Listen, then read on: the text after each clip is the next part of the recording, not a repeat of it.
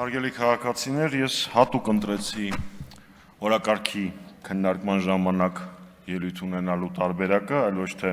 հարցի քննարկման, մի պարզ պատճառով։ Այս գործընթացը ինքնին հակաիրավական է։ Կապ չունի, թե դուք ինչ պատճառաբանություն եք դրել, տեխնիկական ենք, նախադասությունը կեսից ջնջվել էր եւ այլն, դուք օրենսդրություն եք փոխում ընտրական ընտրություններից 2 ամիս առաջ։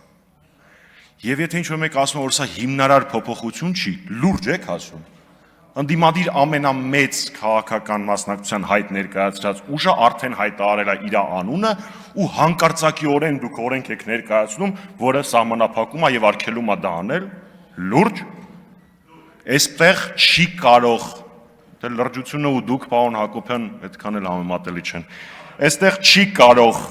քննարկվել այս գործընթացի օրինականությունը, բովանդակության մեջ նույնիսկ մտնելու իմաստ չկա, որովհետև ցանկացած տրամաբանության մեջ ընտրական օրենսգրքի կայունության կանոնի տեսանկյունից ու շատ այլ տրամաբանության մեջ նման գործընթաց իրականացնելը անթույլատրելի է։ Ուստի պատիվ ունեմ խմբակցությունը բնականաբար դեմ է քվեարկելու թե դրան օրակարգին ընդգրկվելուն, օրակարգին բուն եւ թե բուն օրինագծին, երբ որ դրա ժամանակը գա։ Շնորհակալություն։ Շնորհակալություն, պարոն Հակոբյան, ձեզ նախազգուշացում եմ հայտարարում տեղից խոսելու եւ բանախոսին ընդհատելու համար։